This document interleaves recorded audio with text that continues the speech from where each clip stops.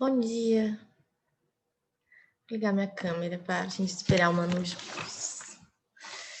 Tirar a rachadura para não ficar tão feio. Aqui. Cadê todo mundo?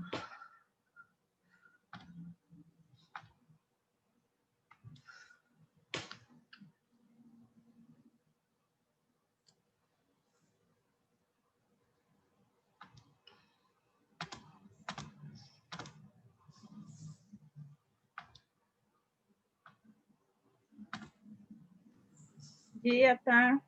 Bom dia, Isa. Tudo bem, querida? Tudo. Bom, você e o David já são co-host. Valeu pelo poder. Chique.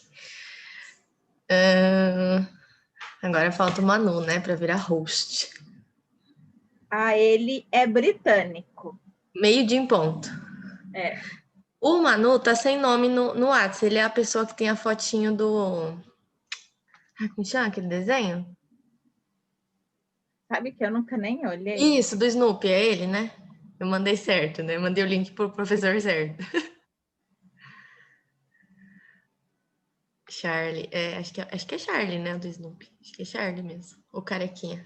É verdade, o Snoopy deve ser só um personagem, né? Tipo, no Mas é do desenho. desenho, é do Aham. desenho. Sim, Tá sim. certo.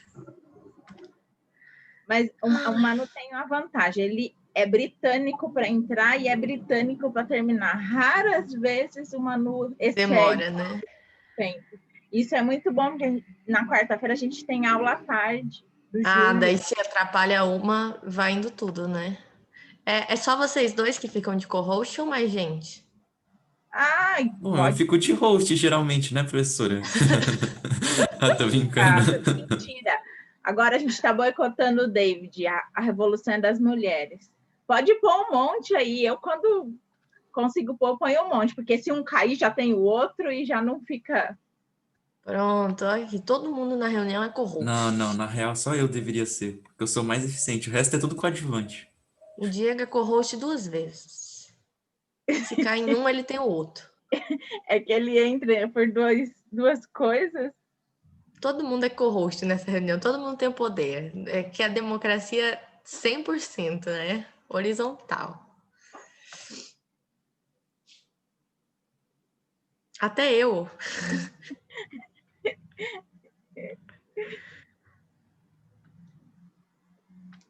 Aí não é mais poder. É a vida, né, gente? É a vida. Nossa, 6 participantes, vocês estão só a derrota mesmo, hein? Chegou o fim da vida mesmo. Mas tá estranho, sabe? Porque tinha bastante alunos nas outras aulas. Ah, é? Ah, bastante 15, né? Tipo, Mas assim, é. é que você não sabe a rotina de cursinho. Chega essa época, tem 3 alunos. Não, assim, para essa altura do campeonato, é que em tese já teriam ido as provas, né? Já teriam acontecido. A gente ainda tá esperando. Tipo, nunca foi prova depois de dezembro? Só segunda fase, Só né? segunda fase, alguma particular, né? Mas Mas bem pouco. o mês de prova era novembro, né? Essa hora. Aliás, passou Enem, o cursinho esvazia, né? Era sempre assim. Só que agora vocês têm Enem só dia 17. Então, ó, o Manu Aí o chegou. Manu, Essa agora vocês podem aceitar também, né? Eu já sou quase inútil aqui. Agora vamos transformar. Bom Oi, dia, Manu! Oi, Bom linda. dia! Tudo bem?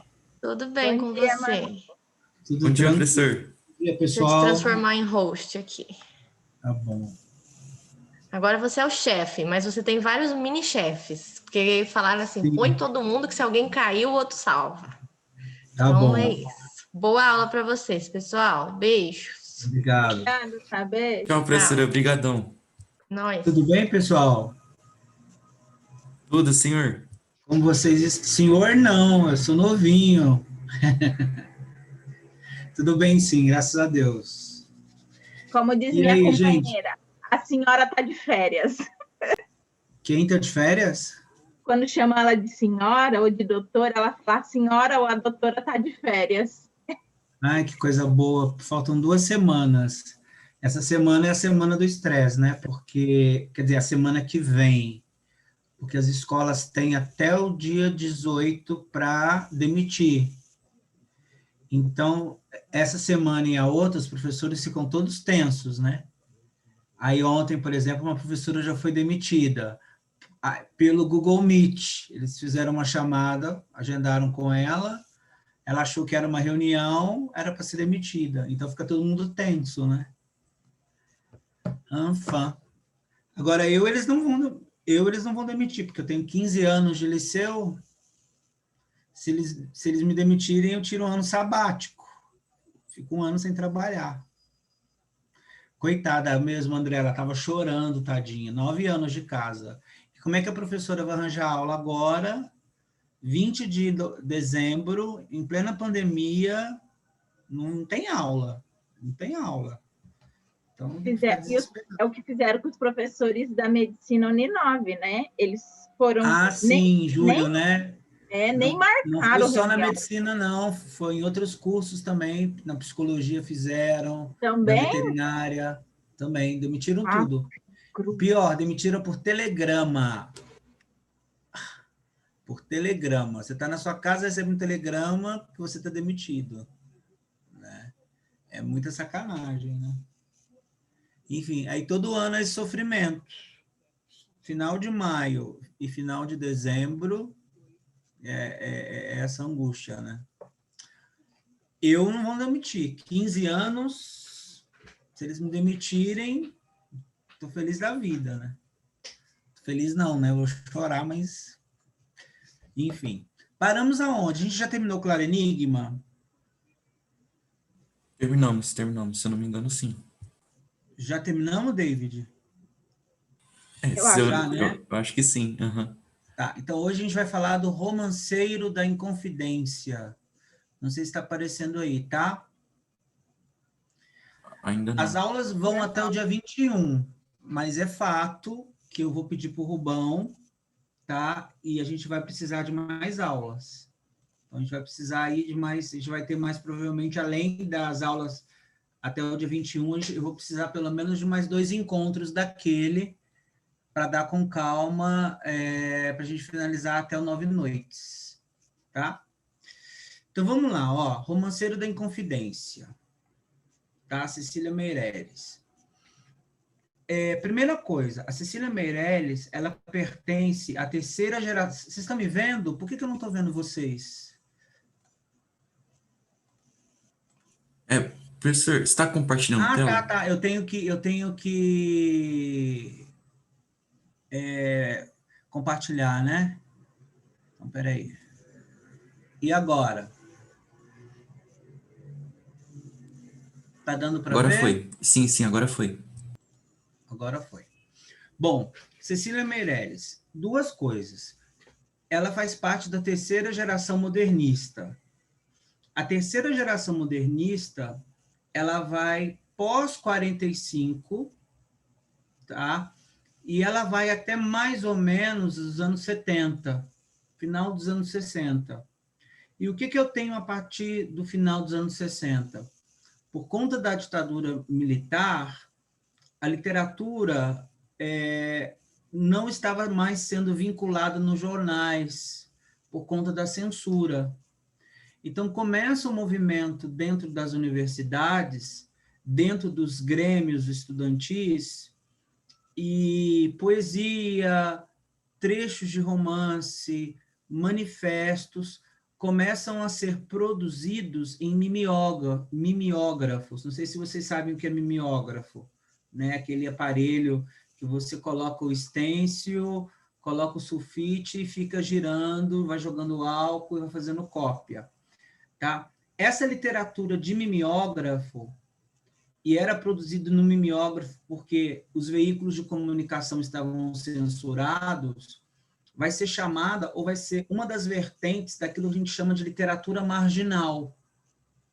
Então, a literatura marginal, ela vai dos anos 60, dos anos 70, então temos o Cacaso, temos o Caio Fernando Abreu, a Ana Cristina César, que está estava na lista da Unicamp, né, com um livro de poesia A Teus Pés. Então, aí, no final dos anos 60, até o processo de abertura política, né, o processo de democratização, né, de 84, aquela coisa toda, nós temos literatura marginal. A partir de 84 em diante, a gente já pode considerar literatura contemporânea, tá? Que é a literatura da atualidade. A Cecília Meirelles, junto com Guimarães Rosa, que é o próximo livro que nós veremos, Campo Geral, junto com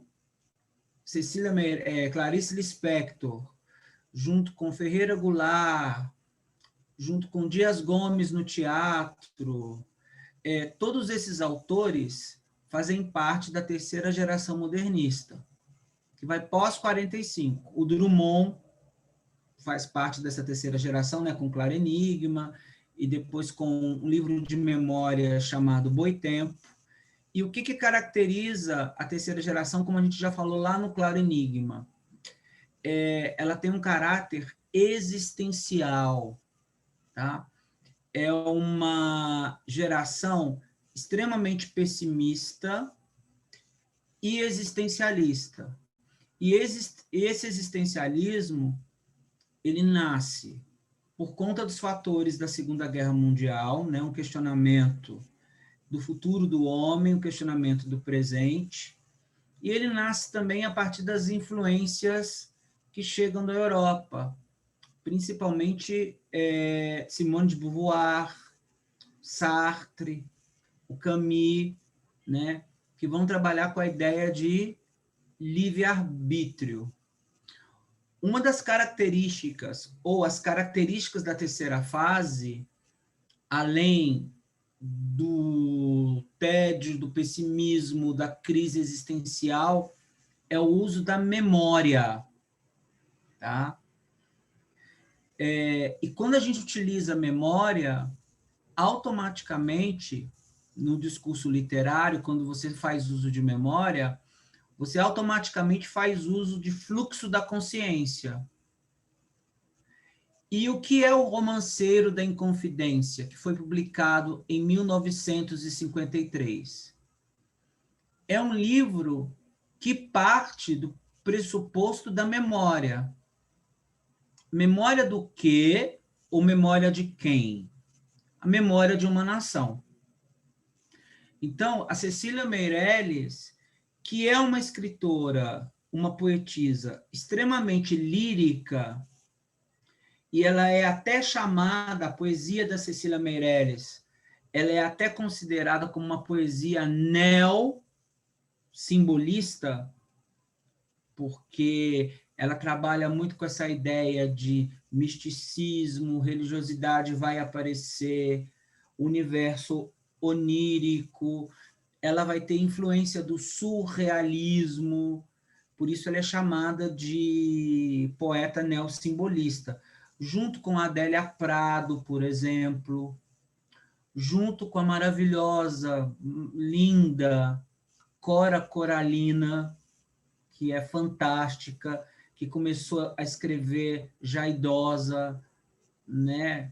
Desde pequena tinha um sonho de ser poeta, então teve uma vida inteira como dona de casa, simples, lá em Goiás, e já idosa começou a escrever. Então, todos esses autores fazem parte da terceira geração. E a memória é o elemento fundamental no Romanceiro da Inconfidência. Então, acompanhe o meu raciocínio. O que ela faz no Romanceiro? Tá? Ela mistura ficção de uma maneira extremamente lírica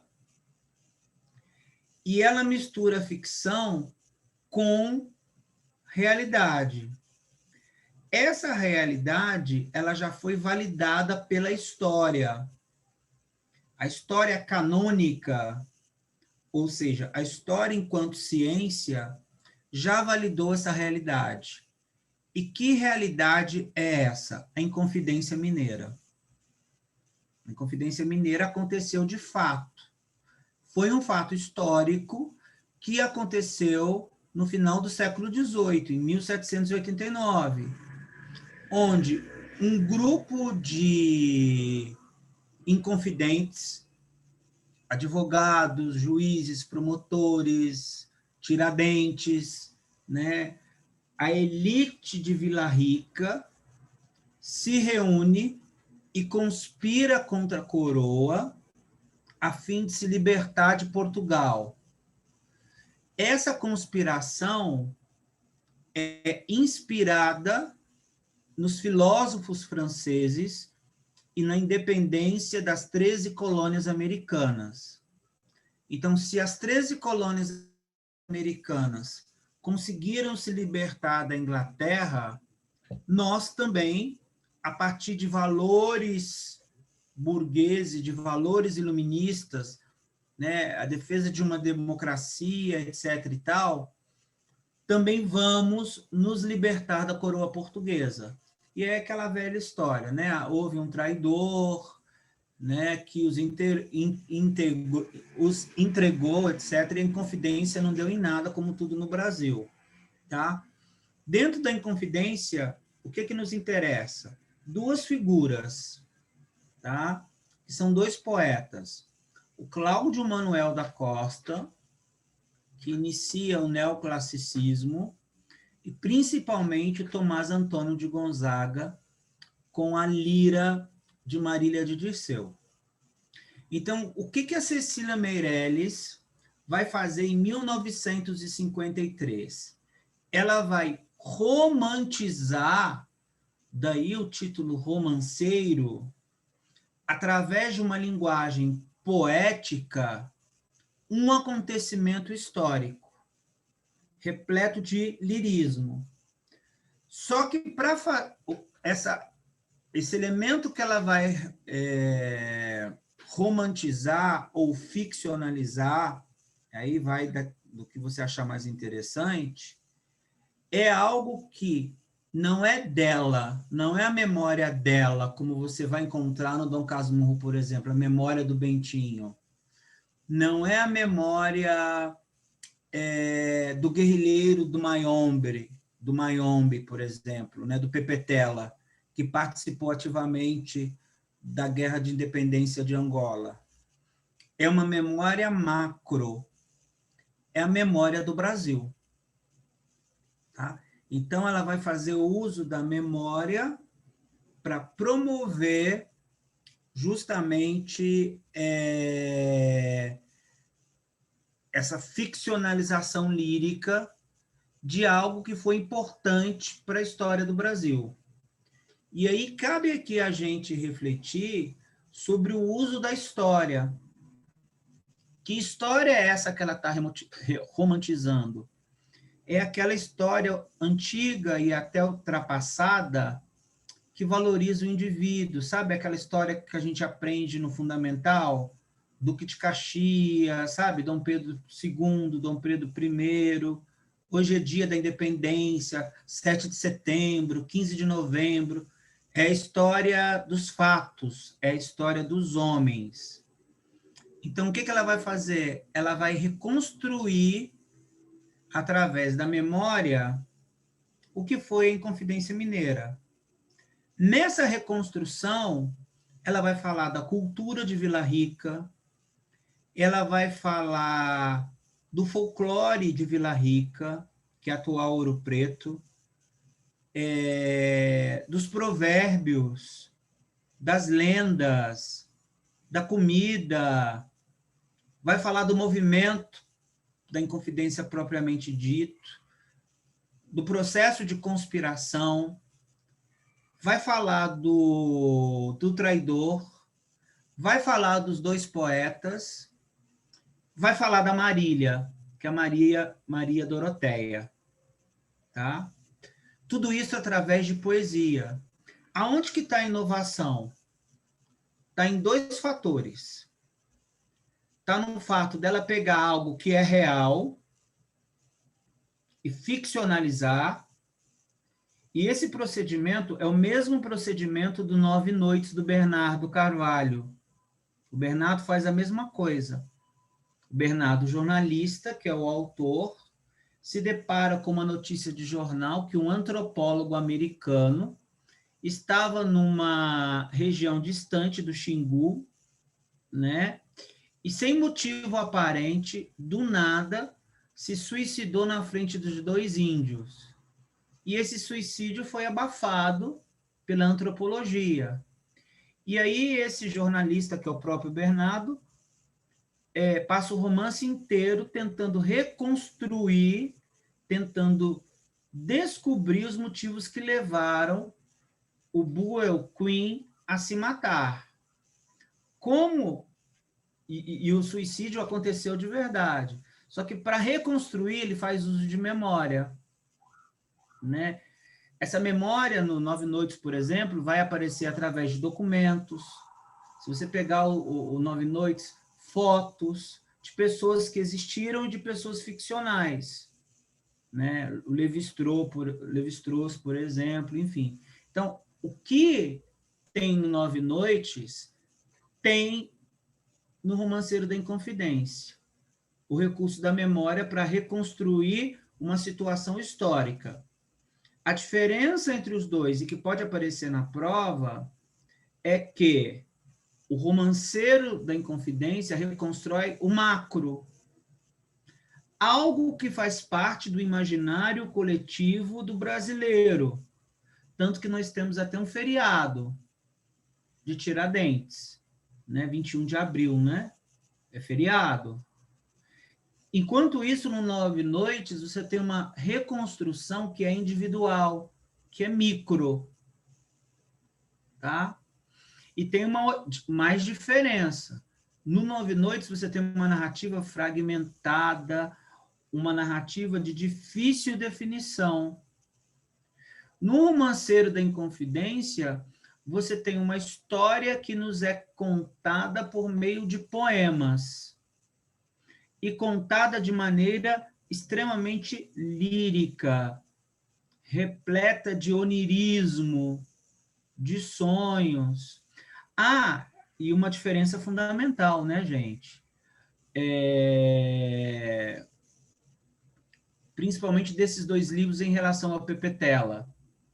O Pepetela também faz uso de memória, né? O Mayombe foi publicado entre 70 e 71, a data de publicação do Mayombe. A Guerra do Mayombe se passou na década de 60.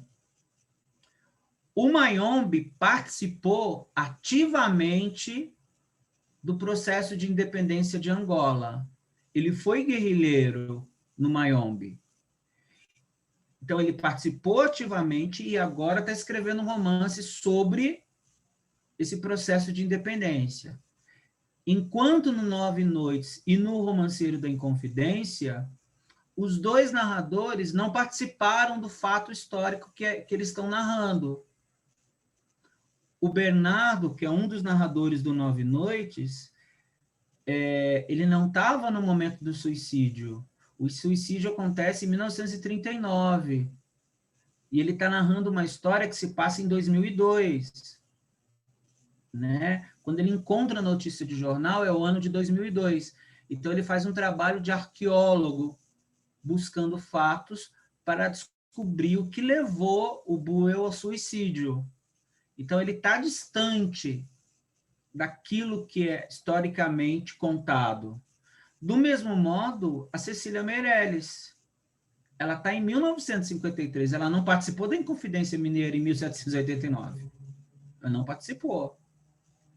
Então, o projeto literário do Romanceiro da Inconfidência consiste no fato da poeta construir uma narrativa lírica e nessa narrativa lírica ela mistura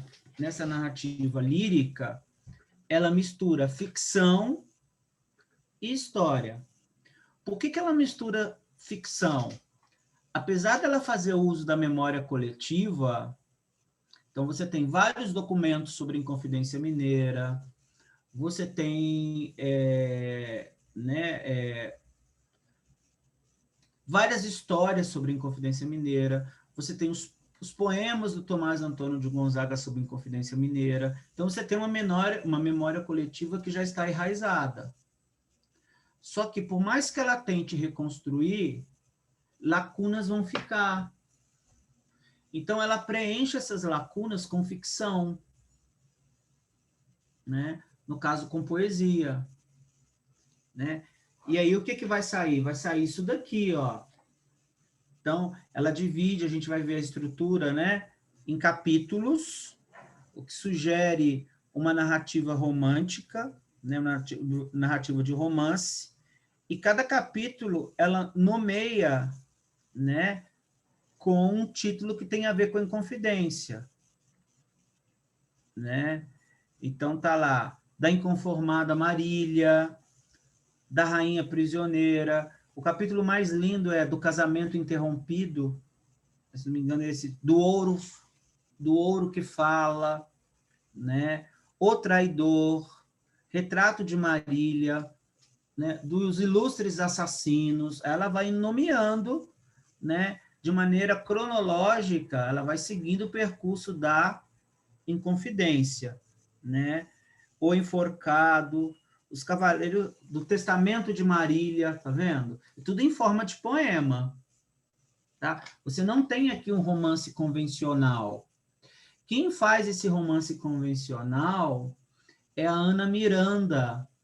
Ela faz a mesma coisa, só com o Gregório de Matos, num livro que se chama Boca do Inferno.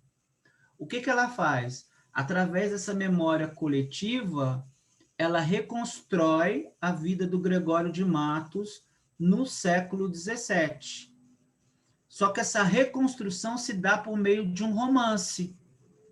Você tem um romance ali, você tem uma narrativa em prosa. Enquanto a Cecília faz a mesma coisa. Ela reconstrói um fato histórico, romantiza, por isso é romanceiro, só que não em forma de romance. Ela poderia escrever um romance histórico sobre a Inconfidência Mineira. Só que ela faz isso através de poesia. Tá? Ok até aqui? Todo mundo entendeu a premissa básica do romanceiro? Essa é a Cecília, maravilhosa. Durante muito tempo, a obra dela estava impedida de ser publicada, porque ela não teve filhos, tá? Mas ela teve sobrinhos. Então, assim que ela morreu, houve uma disputa judicial entre os sobrinhos para ver quem ia ficar com os direitos autorais da Cecília.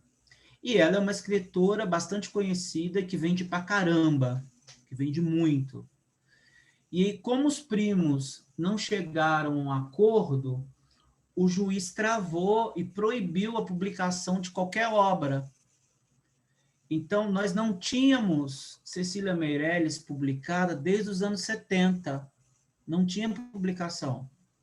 Só uns 3 anos atrás, esses sobrinhos interesseiros, né, chegaram a um acordo e aí a obra dela foi autorizada. Então, por isso que, né, uma das primeiras coisas que a FUVEST fez foi publicar e colocar Cecília Meirelles dentro da lista, porque o nível da poesia dela é um nível muito alto.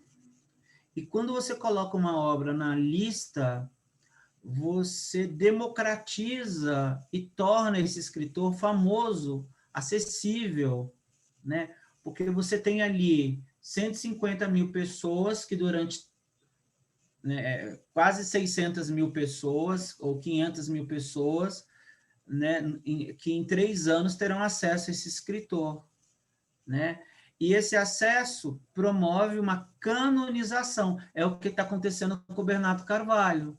Ele está vivo, ele nasceu em 1960, né? Está vivo até hoje. Escreveu 11, etc., ganhou o prêmio Jabuti. Quando a FUVEST pega e coloca ele numa lista, ela promove uma canonização desse autor, né? Então, esse autor começa a ter um valor elitizado e altamente cultural. Então, essa é a Cecília. Se algum dia você for ao Rio, não deixe de visitar a casa dela. É um beco, eles pintaram um beco de várias cores, é bem lindo, assim, tá? Então, vou falar um pouquinho dela aqui, bem rápido, né? Opa, desculpa. Nasceu no Rio, em 1901, ela é um ano mais nova que o Drummond, né? O Drummond de 1902, e morre em 64, ao contrário do Drummond, que morre em 87, né? Se formou em professora primária, cursou escola normal, né? 2 anos depois, publicou seu primeiro livro de poesia chamado Espectros. A partir de 22, ela se aproxima das vanguardas europeias, tá? Principalmente dos poetas católicos. Eu vou falar quem são esses poetas. Esses poetas católicos aos quais ela se aproxima é que vão dar a ela, ou a obra dela, o tom de religiosidade, o tom de misticismo, que é a característica simbolista. Quem são esses poetas? 2. Vinícius de Moraes, pasmem, tá?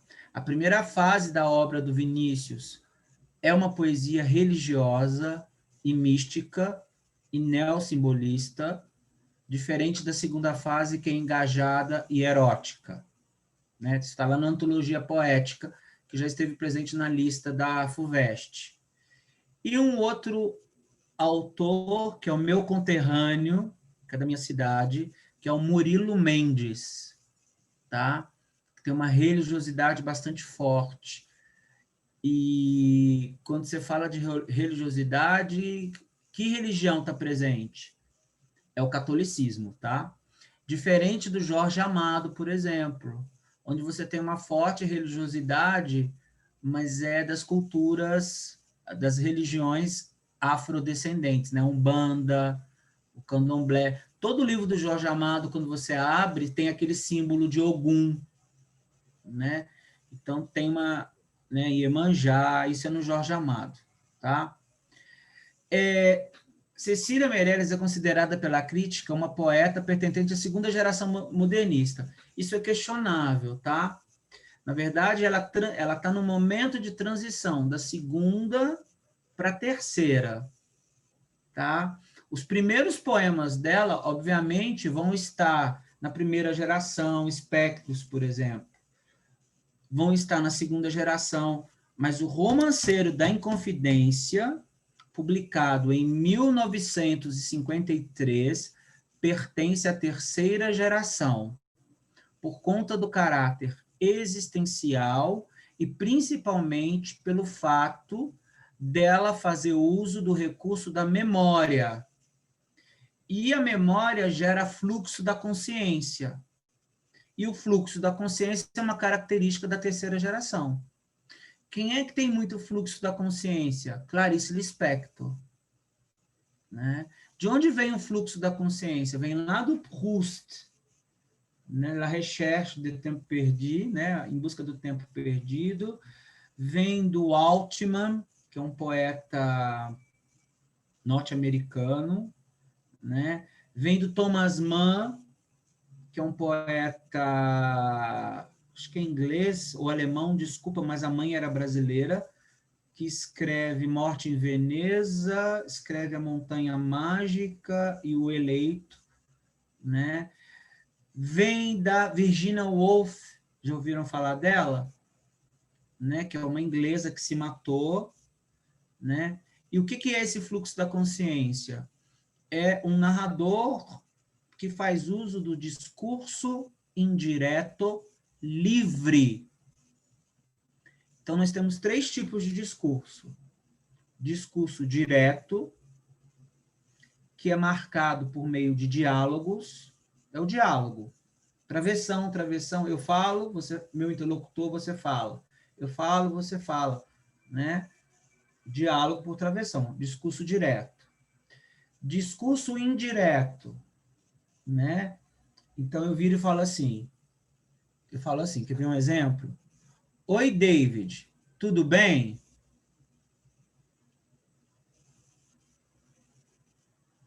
Oi, David, tudo bem? Tudo. Tudo. Isso é discurso direto. Eu perguntei para o David se estava tudo bem. Ele respondeu timidamente que sim. Discurso indireto. Agora, o discurso indireto livre. Eu perguntei para o David se estava tudo bem. Ele respondeu timidamente que sim, mas na verdade não estava. David estava vivendo um conflito, e esse conflito era evidente. Tiro ou não tiro o bigode? Eis a questão. Como é que eu sei disso? Né? Que esse conflito de tirar ou não o bigode estava gerando nele uma timidez. Então, o discurso indireto livre é quando o narrador entra na cabeça do personagem e sabe o que o personagem está pensando, que é o que acontece com a cachorra-baleia no Vidas Secas. Né? O narrador entra na cabeça da baleia e sabe o que ela está pensando. Então, a baleia está lá com raiva, né? Morrendo de hidrofobia, com sede. Aí ela olha assim, vê o Fabiano pegando a espingarda e dando um tiro. O tiro acerta as pernas traseiras. E aí o narrador entra na cabeça dela e ela, antropomorfizada, fala assim, mas por que ele está fazendo isso? Ele não gosta de mim? Eu não nasci e sempre dormi com ele desde pequena? Por que ele está fazendo isso? Onde estão as crianças? Então, esse narrador consegue entrar na cabeça de um cachorro. Então, isso é discurso indireto livre. Clarice vai fazer isso o tempo todo no Conto Amor, no Felicidade Clandestina, na Maçã no Escuro, na Macabeia, na Hora da Estrela, o tempo inteiro. Então, é uma característica da terceira geração.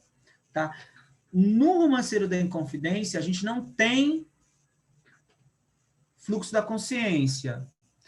Porque para ter fluxo da consciência, geralmente ele acontece quando o narrador se aproxima muito da narrativa. Como aqui ela está distante, ela, ao invés de fazer uso do fluxo da consciência, ela faz uso da memória. O que impede ela aqui de fazer uso do fluxo seria o fato dela não estar participando ou não ter participado ativamente da Inconfidência Mineira. Então, ela faz uso só do recurso de memória. No entanto, Bandeira, que era amigo dela, afirmou que há em sua obra claridades clássicas, as melhores sutilezas do gongorismo. Gongorismo é aquilo que a gente conhece no barroco como conceptismo. Tá? Desculpa, como conceptismo não, como cultismo, que é jogo de palavras. Tá? Há na poesia da Cecília a nitidez dos metros dos consoantes parnasianos, então ela faz uma poesia de forma fixa também, repleta de musicalidade. Tá? Há na poesia dela os esfumados de sintaxe, quer dizer, as inversões sintáticas que obrigam o leitor a pensar em quem está fazendo a ação, tá? E a musicalidade simbolista, presença de aliterações, presença de assonâncias, tudo que para gerar uma sugestão, tá? E gerou sugestão, falou de inconsciente. Falou de inconsciente, falou de memória. Então, o tempo inteiro ela está intuindo o que aconteceu em Vila Rica, a partir de documentos históricos. No Romanceiro da Inconfidência, a poeta registra a força de certo vocábulo, que, alimentado pelo sonho humano, né, que é alimentado pelo sonho humano. Não há ninguém que explique e ninguém que não entenda. Tá? Por sua misteriosa força simbólica, a palavra liberdade servirá de mote à homenagem que a UFMG prestará aos seus movimentos estudantis. Então, por exemplo, através do discurso de memória, ela vai trazer à tona algo que é coletivo e algo que era muito valorizado na Inconfidência Mineira e que na década de 50, após a ditadura Vargas, precisa ser valorizado novamente, que é a busca pela liberdade, né? E isso, essa busca pela liberdade, vai de encontro, pensa, você está em 53, passou a Segunda Guerra, né? O que caracteriza a Segunda Guerra? Né? Ela é alimentada ideologicamente por regimes totalitários, não é isso? Nazismo, fascismo. Então, quando ela escreve Romanceiro da Inconfidência, ela está querendo romantizar, idealizar algo que, para o Brasil de 53, é caro, por conta da ditadura Vargas que já passou. Que algo é esse? A liberdade. E uma coisa que é interessante, ela morre em 64, né? Ela ainda pegou um pouquinho da ditadura militar, onde a liberdade é cerceada ainda mais, né? Nos anos de chumbo, né? Onde o falar, o gritar, o escrever é proibido ainda mais. Ela não viu, né, o que foi a ditadura militar. E aí uma coisa interessante dessa noção de liberdade que ela valoriza tanto no Romanceiro, porque Inconfidência é sinônimo de liberdade, é você pensar no que está escrito na bandeira de Minas Gerais, né? E por que está escrito em latim? Porque o contexto histórico da Inconfidência Mineira é o neoclassicismo. Neoclassicismo, novo classicismo. O que é o classicismo? É a retomada dos valores greco-latinos. O classicismo é uma escola literária que está dentro do Renascimento. Então, o classicismo retoma a Grécia e retoma, né, o latim de Roma. E o neoclassicismo é a retomada da retomada. Por isso que na bandeira das Gerais, de Minas, você tem aquela expressão latina, libertas quae sera tamen. Liberdade ainda que tardiamente. Né? E você tem aquela bandeira linda, branca, o triângulo vermelho, e é vermelho por conta do sangue derramado dos inconfidentes, triângulo por conta das montanhas, porque Minas não tem mar, só tem montanha, e a frase em latim. Então, é a romantização da liberdade. Tá?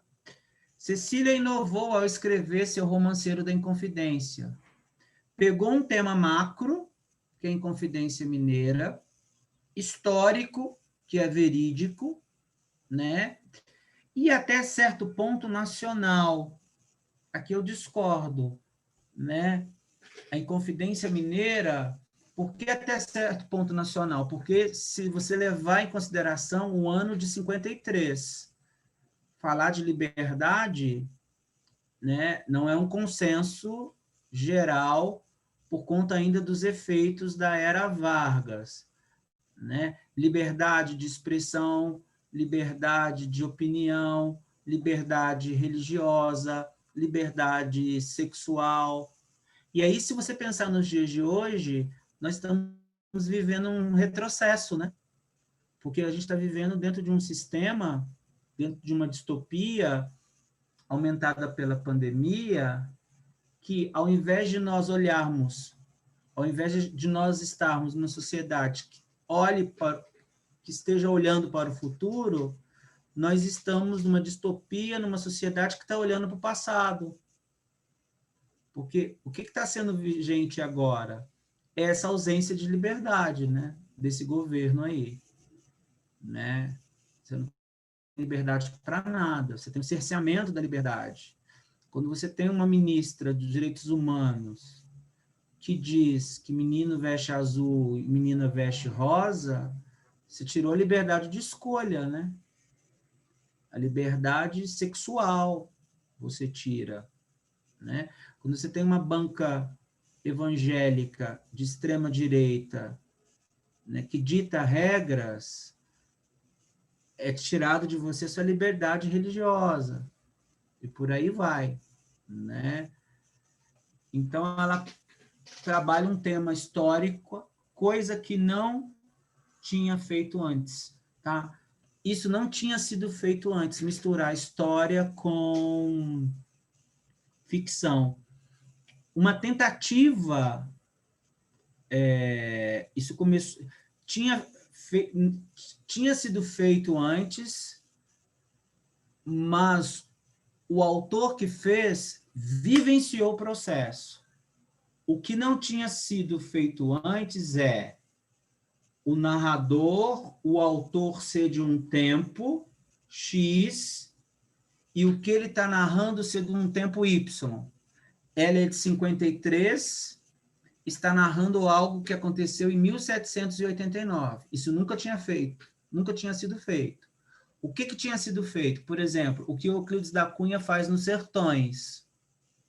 Ele vai e escreve o livro Sertões, mas o próprio Euclides vivenciou os sertões. Estão entendendo? No Mayombe, o Pepetela vivenciou a guerra do Mayombe. No Nove Noites, não vivenciou. Ele está em 2002 e pega um acontecimento histórico que foi abafado em 1939 e reconstrói a história do Buell, e a história é cheia de lacunas, e ele preenche as lacunas com ficção, tá? Com invenção. Tá? Então, isso desse distanciamento, quem faz pela primeira vez é a Cecília. Depois a Ana Miranda vai fazer nos anos 80 com Boca do Inferno, né? Alguns autores aí vão fazer isso, né? Falar de um tempo passado, tentar reconstruir, né? É com o Romanceiro da Inconfidência que ela passa a exprimir o drama da liberdade, que eu acabei de dizer, em sua luta contra os poderes tirânicos. Então, você vê o Romanceiro como uma alegoria, né? Na medida em que ela está falando da Inconfidência, mas ela não está falando da Inconfidência. Ela está falando da necessidade de se libertar de um governo tirânico imposto por Getúlio Vargas, por exemplo. Quanto tempo dura a Era Vargas? Começa quando? Vocês estão afiados em história. Quando que começa o Estado Em Novo? 30. 37, Em né? 30. Ah, não, Estado Novo eu acho que é 37, mas, Estado Novo é tipo... 37. Mas o ano mais ditatorial do Vargas foi quando? Em que é 42?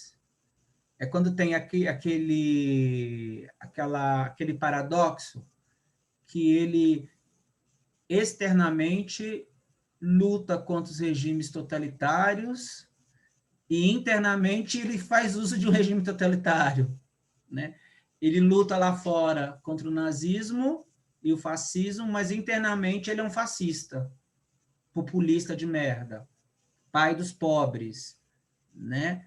Fazendo uso, inclusive, de recursos populistas.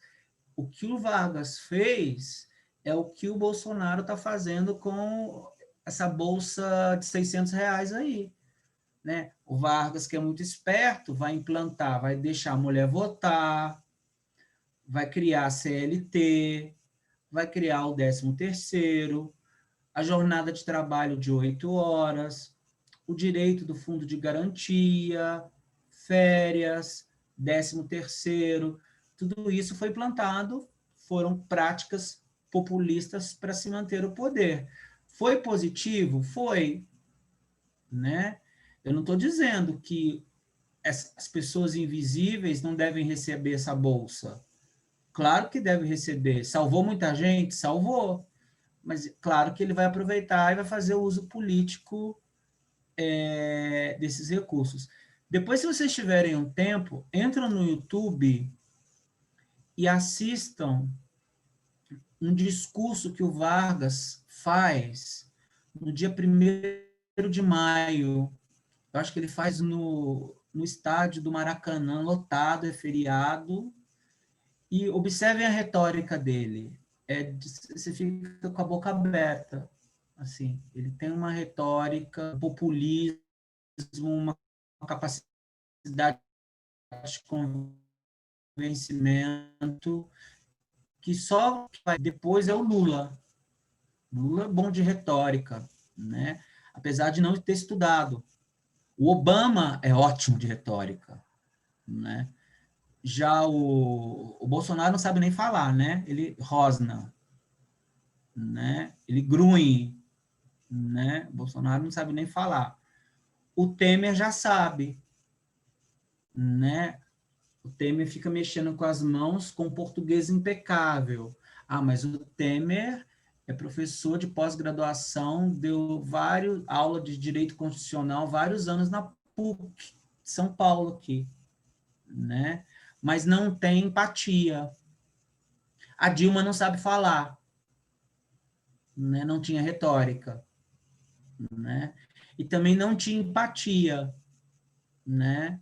O Lula já tinha muita empatia, né? O Tancredo Neves, né?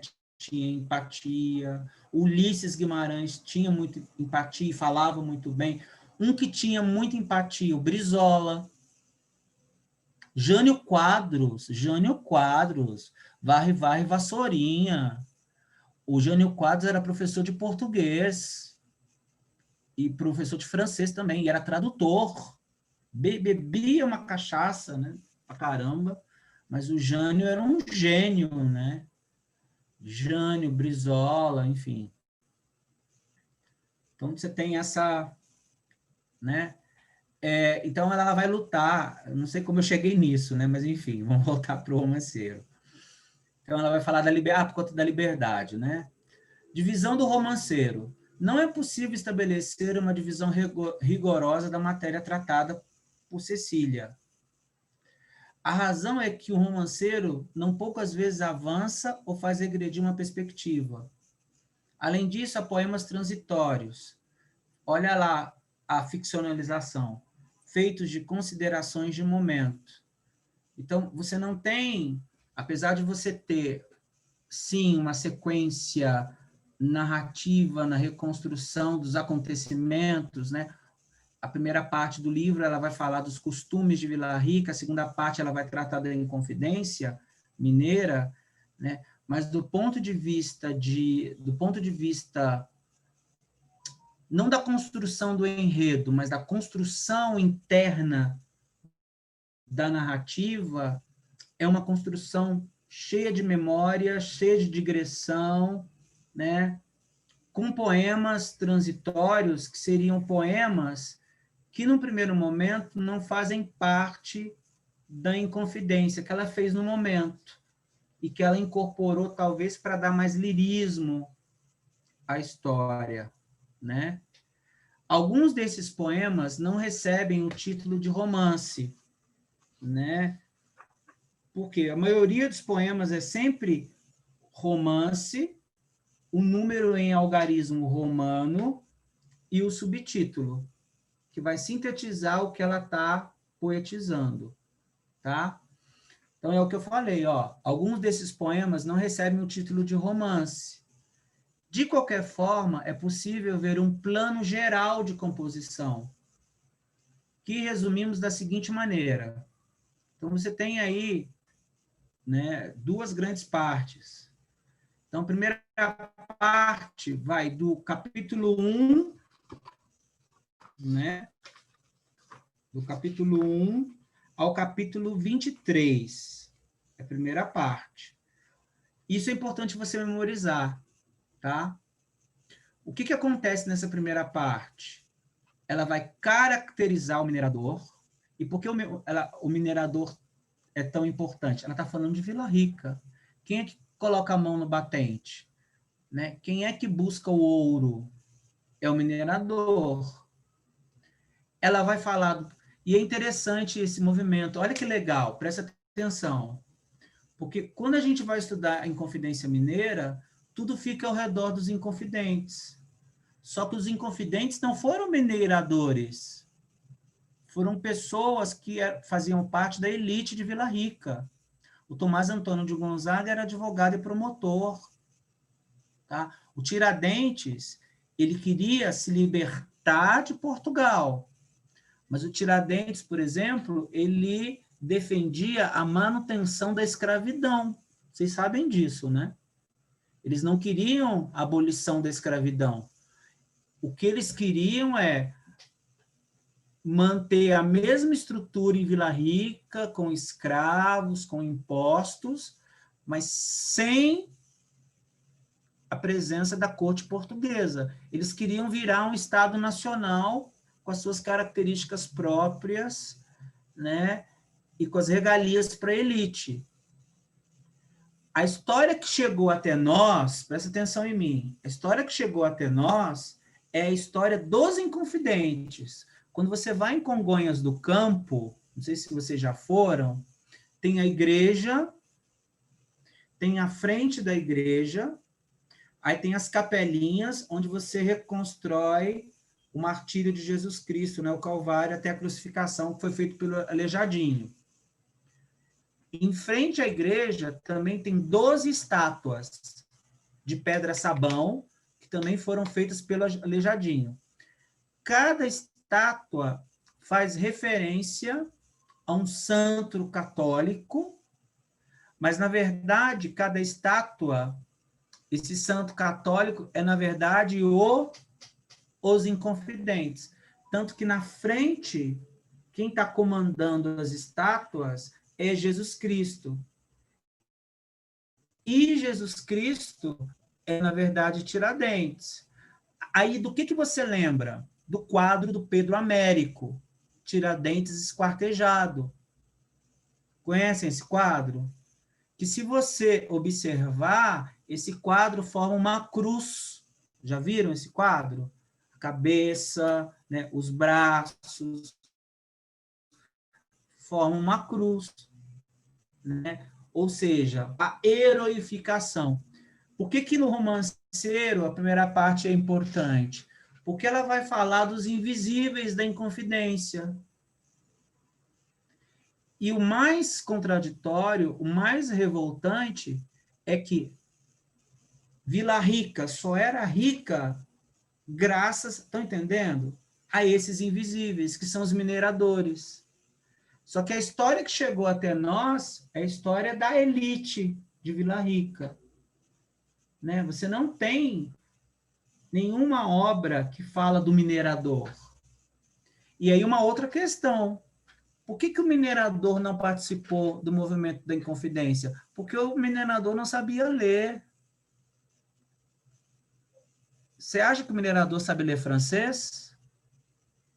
Rousseau, Diderot, Voltaire, né? Todos esses iluministas não sabiam. Eles estão lá alienados fazendo o trabalho deles. Né? Já os inconfidentes, os promotores, os juízes, né? Os Tiradentes, que é uma espécie de médico, né? Sei lá, sabiam ler muito bem o francês. Então, a grande sacada dela também foi trazer esses invisíveis da Inconfidência, né? O papel social que eles exerciam, o papel histórico, né? Ela vai falar de uma personagem que é bastante importante, que é negra, e que é bastante conhecida, e que teoricamente era para ser invisível, mas não é, que é a Chica da Silva. Já ouviram falar da Chica da Silva? Até que virou novela, né? Tem um capítulo só para a Chica da Silva, tá? Que casou com um comendador português rico, e aí ele encheu ela de joias, aí ela começa a se comportar como dama da alta sociedade de Vila Rica, e desperta o ódio de todo mundo, onde já se viu uma negra, né, na sociedade, mas ex-escrava. Então, ela vai falar da Chica da Silva.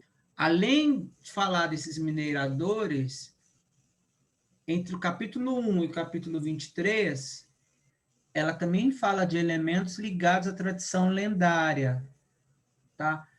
Ela vai falar do folclore de Vila Rica, sabe?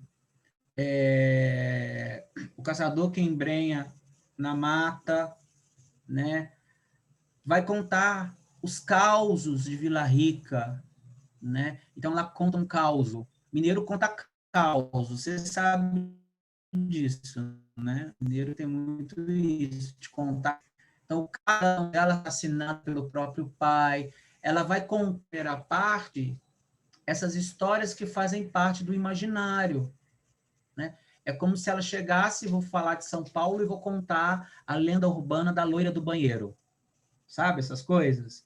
É como se eu fosse lá para o Amazonas e contasse a história do boto cor-de-rosa, que em dia de festa se transforma num homem belíssimo, engravida as mulheres, escolhe uma mulher na festa, a seduz e a engravida, né? E o fruto dessa gravidez é uma sereia. Então, ela vai pegar os causos das montanhas mineiras, né? A provocante história de Chica da Silva, amante de João Fernandes, tá? Toda essa primeira parte, até o capítulo 23, está governada por um princípio. Então, o que ela faz na primeira parte? Ela reorganiza as lendas de Vila Rica. Ela reorganiza o folclore de Vila Rica. Folclore esse, presta atenção aqui em mim, que por ser folclore, não está imortalizado na escrita, mas está na memória e passa de geração em geração através, eu ouvi essa história da donzela que foi assassinada pelo próprio pai. Estou dando um exemplo. Quem te contou essa história? Foi o meu pai. Quem que contou para o meu pai? Foi o meu avô.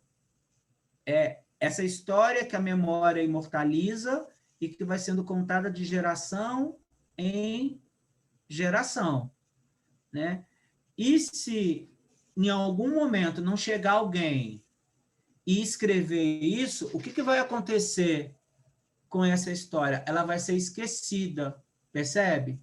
A memória vai ser apagada. Então, o que ela faz na primeira parte? Ela pega todo esse folclore, todas essas lendas e coloca ali na primeira parte, tá?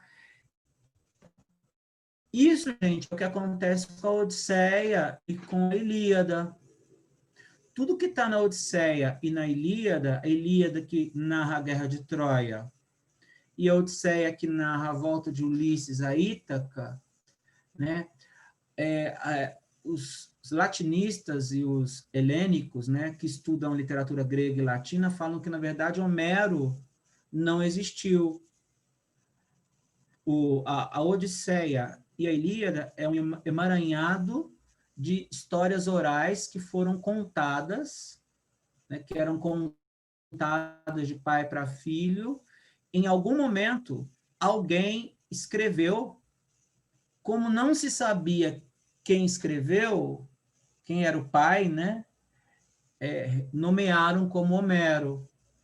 Então, Homero está muito mais próximo de uma entidade do que um homem. Tanto que você não tem foto do Homero, nem foto não, né? Desenho, imagem esculpida na pedra de Homero, por exemplo. Então, nessa primeira parte, ela faz isso. Ela pega as histórias do cotidiano de Vila Rica e organiza, tá? Com a intensa participação da atmosfera de estribilho popular. Então, na verdade, ela pega os dialetos, os diálogos, os provérbios, os cânticos.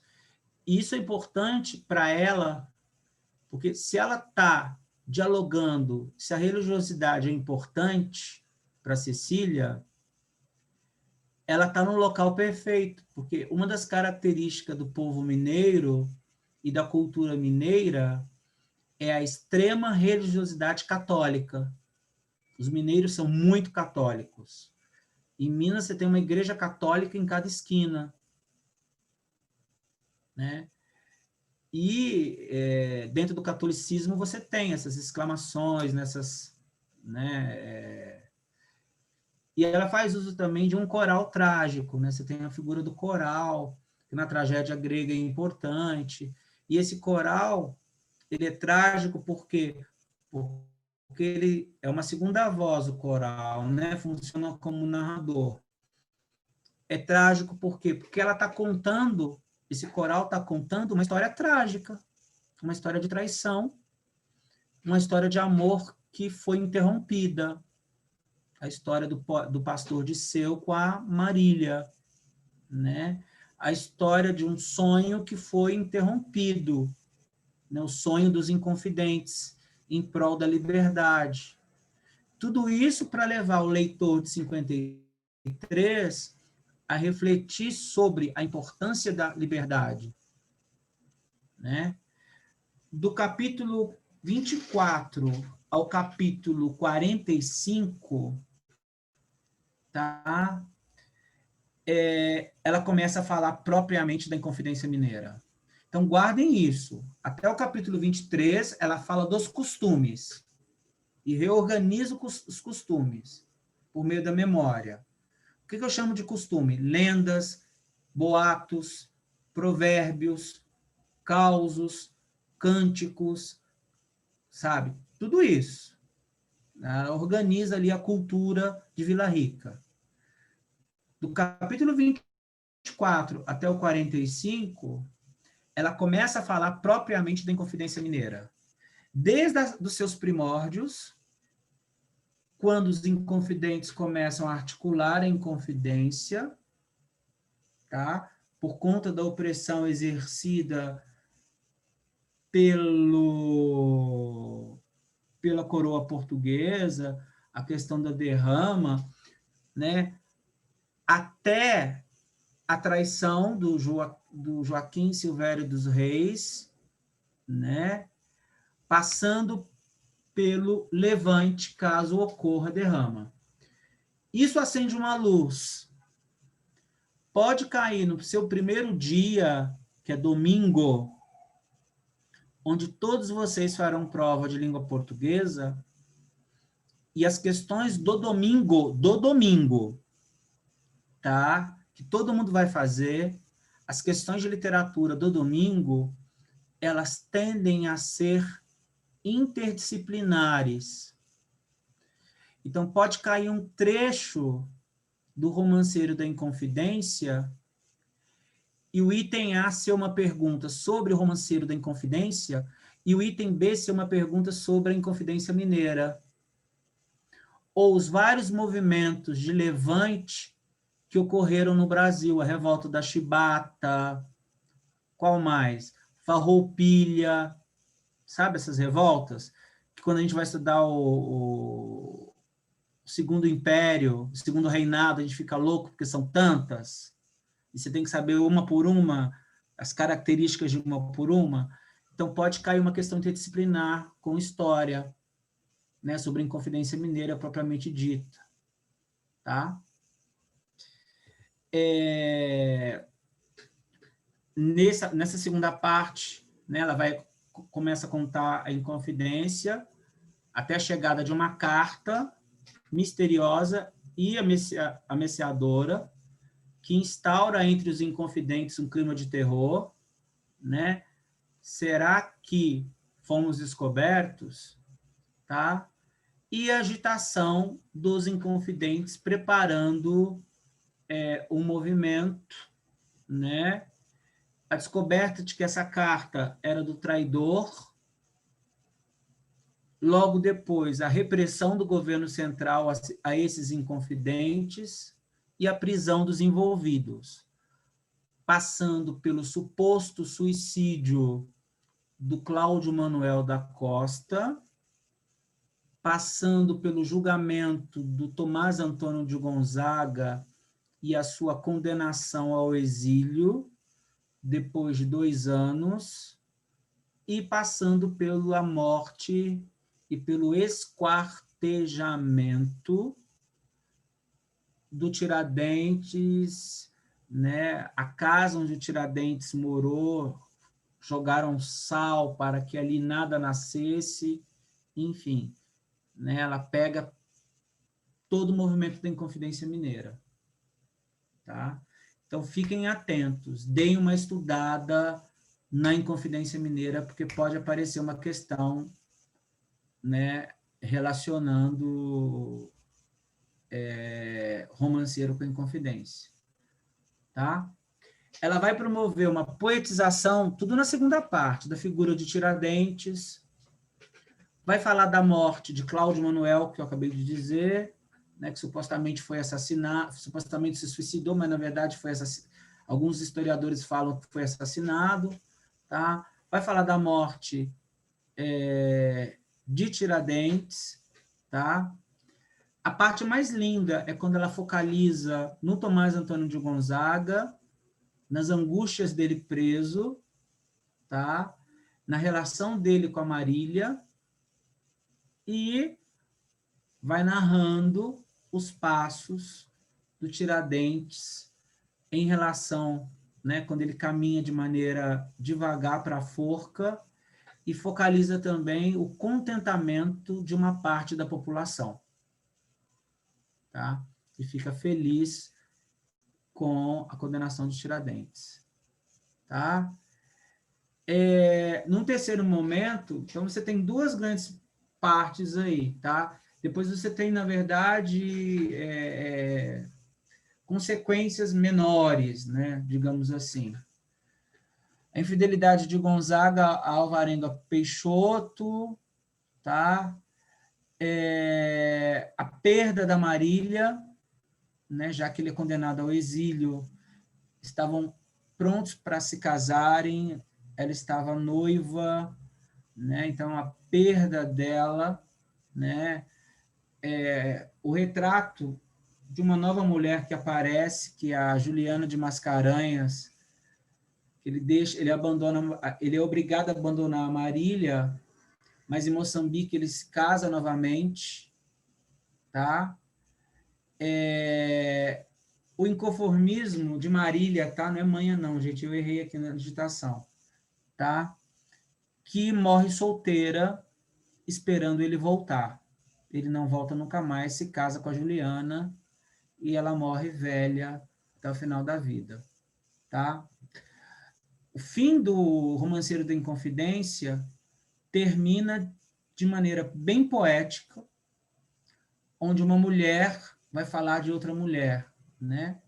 A imagem final é da octogenária Marília caminhando em direção à paróquia de Antônio Dias para rezar pelo amado Tomás Antônio de Gonzaga, que não estava nem aí para ela, já tinha se casado com outra. Tá? Uma definição. O lirismo do Romanceiro da Inconfidência ainda apresenta um problema. Um poema lírico costuma tirar toda a sua substância, seu conteúdo, do fundo da alma de um poeta. O que acontece quando o poeta não... O que está dizendo aqui? Que o lirismo advém do sofrimento do poeta. Certo? O que dá ao texto lirismo é a inspiração que o poeta tem. O Kafka, por exemplo, ele diz que só conseguia escrever quando estava triste. Ou quando estava com uma dor de estômago, que ele tinha uma dor de estômago que não passava, né? Uma gastrite ferrenha. Tá? O que acontece, por exemplo, quando o poeta ele escreve algo, mas ele não participou ativamente daquilo que ele está se propondo a narrar. Então, você tem um lirismo fake, né? Um lirismo artificial, né? Não. O que você tem é a genialidade do poeta de conseguir retratar, através das palavras sentimentos pelos quais ele não vivenciou, ele não passou. E é isso que acontece no Romanceiro da Inconfidência, né? E aí a gente cai naquele poema famoso do Fernando Pessoa. O poeta é um fingidor. Finge tão completamente que chega a fingir que é dor, a dor que devera sente. Por isso que você chega no Pessoa, ele se divide em heterônimos, né? Ricardo Reis, Alberto Caeiro, que é o mestre, e Álvaro de Campos. Por isso que quando você vai ler o Marinheiro, que está na lista da Unicamp, e você tem um teatro estático, você tem um corpo, e nesse corpo jaz uma moça morta, e você tem 3 mulheres sem nome. Elas são nomeadas da seguinte maneira: a primeira, a segunda, a terceira. Num determinado momento, o silêncio paira e elas começam a falar delas mesmas.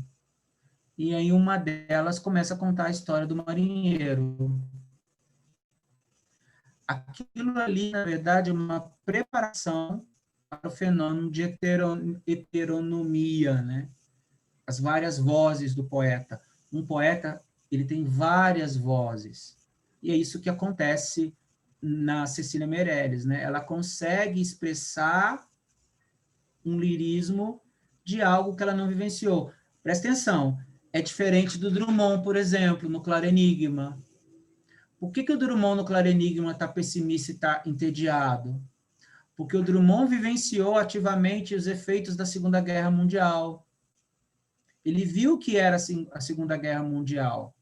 Ele lutou contra a Segunda Guerra Mundial. Se frustrou. E essa frustração o levou ao Claro Enigma. Então, quando ele rejeita a máquina do mundo, ali você tem um lirismo de alguém que vivenciou, né, o quão desumano é o homem. Na Cecília, não. Então, o que vai sobressair na Cecília? Como que você vai ler? Quando ela fala da Inconfidência, e a Inconfidência é um movimento que busca a liberdade, na verdade, esse lirismo não vem da Inconfidência, até porque ela não vivenciou a Inconfidência. Esse lirismo vem do autoritarismo da era Vargas, das décadas anteriores, que ela viveu e viveu de maneira adulta, de maneira madura. Ela nasce em 1901. Em 1937, quando explode a ditadura Vargas, ela tinha 36 anos. Já era escritora, já era poeta, né? Já era sensível. Então tem isso, né? Então, um poema lírico costuma tirar toda a sua substância, seu conteúdo do fundo da alma do poeta. É como se esse fundo da alma fosse uma semente e o poema fosse uma planta em que a semente se transfigurasse. Ora, não é isso que acontece no Romanceiro da Inconfidência? É isso que acontece, tá? Mas a grande genialidade dela é fazer isso acontecer sem ela ter participado ativamente do movimento da Inconfidência.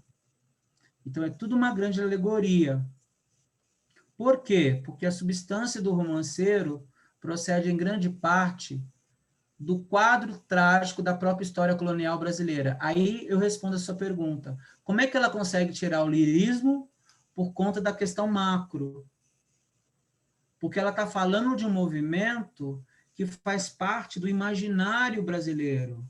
Ela está falando da Inconfidência Mineira, essa Inconfidência que tem um feriado próprio, feriado de Tiradentes, essa Inconfidência que é cortejada nas escolas, né? Quem é Tiradentes? É um herói, né? Então, todo esse imaginário da história colonial que deu errado, né? Tiradentes esquartejado, olha o quadro do Pedro Américo, tudo isso causa na sociedade causou na sociedade uma grande comoção. E é essa comoção macro que ela consegue tirar a inspiração e dar o tom lírico. Então, o lirismo não vem de dentro dela. Originalmente, quando o poeta escreve, a inspiração vai de dentro para fora. No caso da Cecília, é de fora para dentro. Ela tira a inspiração de fora, de algo que é extremamente coletivo, que faz parte da memória coletiva, né? Por exemplo, se eu colocar aquela música aqui para vocês, tan tan tan tan tan tan tan tan tan, te lembra o quê? Talvez vocês não estejam reconhecendo porque eu sou um péssimo cantor, né? Mas essa música, tan tan tan tan tan tan, tá desligado. Alguém não lembra dessa música? Cadê o André para me ajudar? Você não tentou fazer. Tan, tan, tan, tan, tan. Ana, me ajuda? Que música é essa? Não seria uma entrada de casamento, né, para o clássico? Não, pelo amor de Deus. Manu, Eu acho que alguém colocou. Não reconheci. Não Manu, reconheceu? não é Eu sou no muito tempo ruim. deles. Gente, a música do Ayrton Senna. Eles não Isso, tinham Davi. nascido. O que essa música incita em você? Heroicidade. Confia que você vai conseguir. Incita isso. Essa música, por exemplo, não te incita tragicidade. E por que incita vitória? Por que incita heroicidade? Porque você tem uma figura que está no imaginário brasileiro, que era vencedor, que tinha empatia, né? Muita empatia, diga-se de passagem, e que morre no dia 1º de maio, que é no Dia do Trabalhador. Então, você pega todos esses elementos e pega uma nação, ele morre em 94, e pega uma nação calejada, pronto, você já tem um herói nacional. É isso que fizeram com o Tiradentes, né? Então, cria-se um imaginário em torno, né? Então, ela tira da inspiração desse imaginário que já está pronto, que é a Inconfidência Mineira. Ó, o que é mais trágico? A Inconfidência Mineira ou 7 de setembro? Inconfidência Mineira. O fato deles terem todos morridos, né? O que é mais trágico? A Inconfidência Mineira ou a abolição da República? Inconfidência Mineira. Ah, tá, professor, mas você está falando de coisas positivas. Tá bom. Inconfidência Mineira, revolta da Chibata. Qual é aquela revolta que é... Inconfidência Mineira ou a Guerra do Paraguai? Inconfidência Mineira. Qual é aquela que tinha a participação dos negros? É a revolta da Chibata, dos marinheiros, né? É da Chibata? Dos alfaiates. Dos alfaiates. Por que será que não se reverencia a Guerra dos Alfaiates, mas se reverencia a Inconfidência Mineira?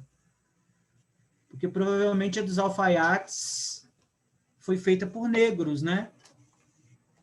Não lembro bem. Classe média e ex-escravos, se não me engano. Classe média e ex-escravos. E os escravos. Ex-escravos. E ex-escravos. Que voz a classe média e ex-escravos têm? Nenhuma. Que voz a elite de Vila Rica tem? Advogados, promotores, juízes, médicos. Tem muito mais voz, né? Então, por isso que a Inconfidência tem um valor muito mais importante do que essas outras rebeliões, né? Então, pelo fato de ter encontrado um quadro praticamente pronto, Cecília teve que ser discreta, né? Por quê? Ela não poderia criar muito, ela tinha que controlar a inspiração. Por quê?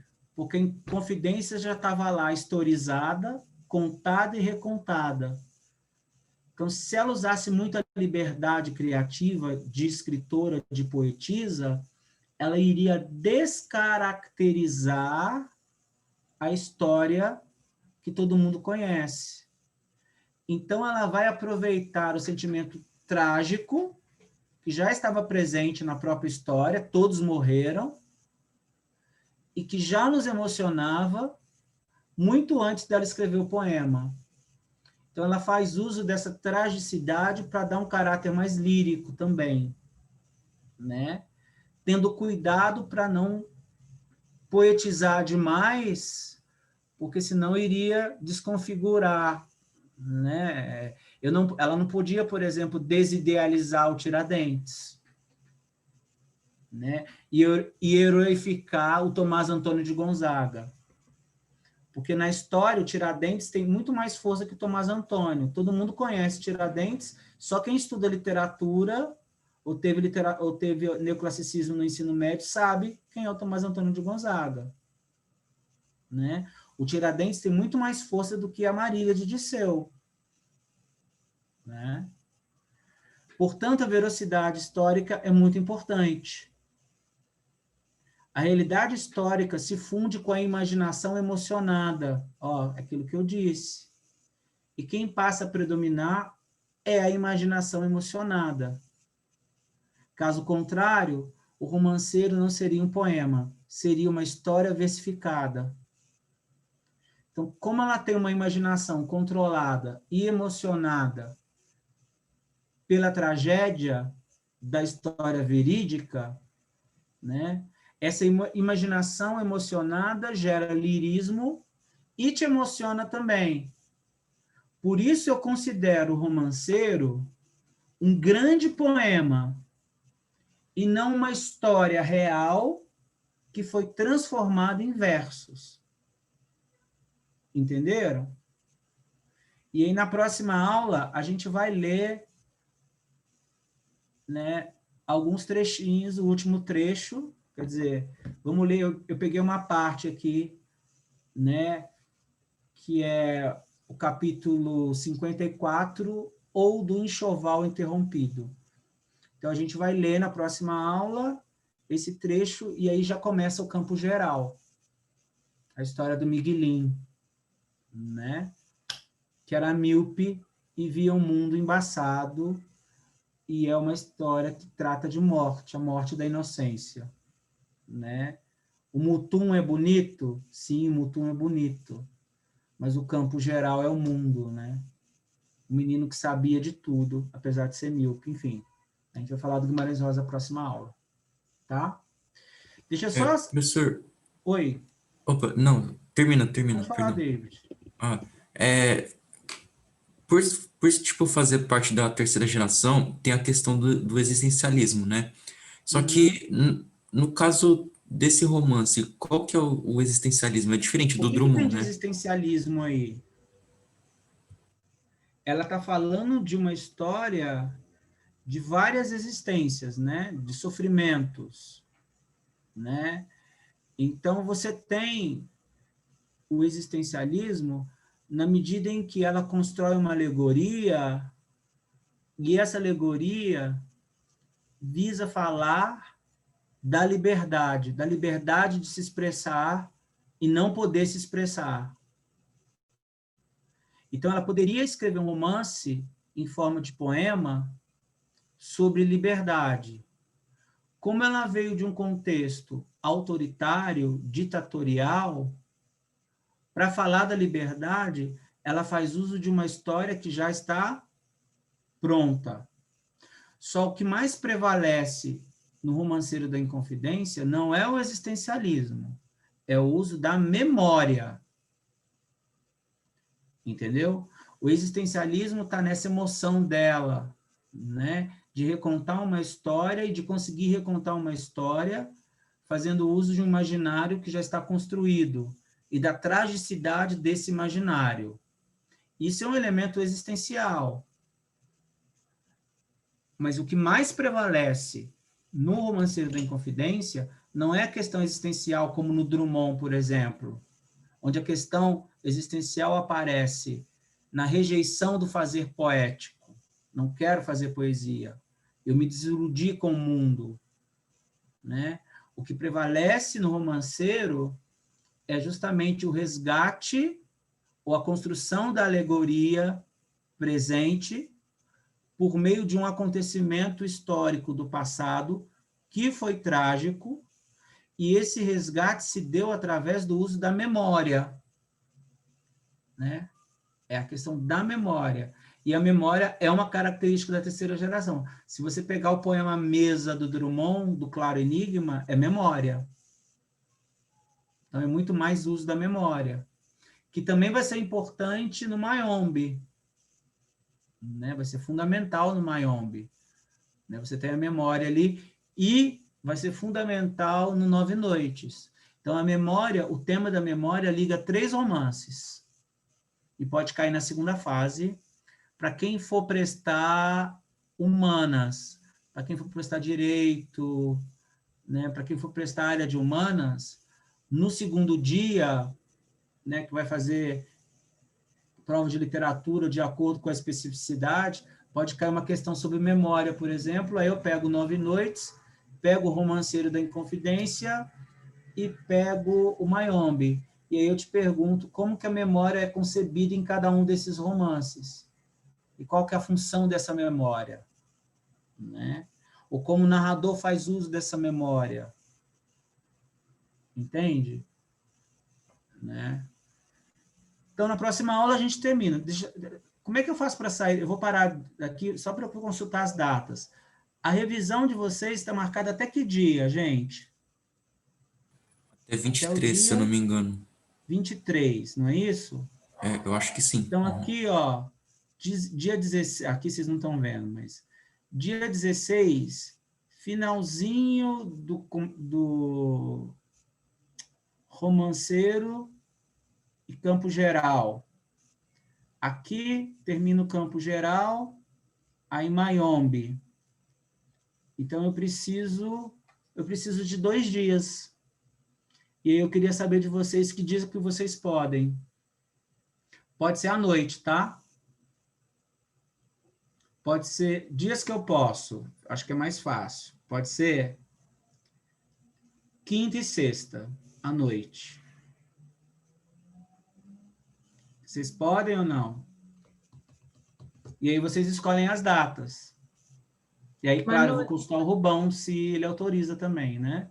É isso que eu ia dizer. Era bom falar com o Rubens, porque nesses não, é que eu horários... estou só sugerindo essas datas.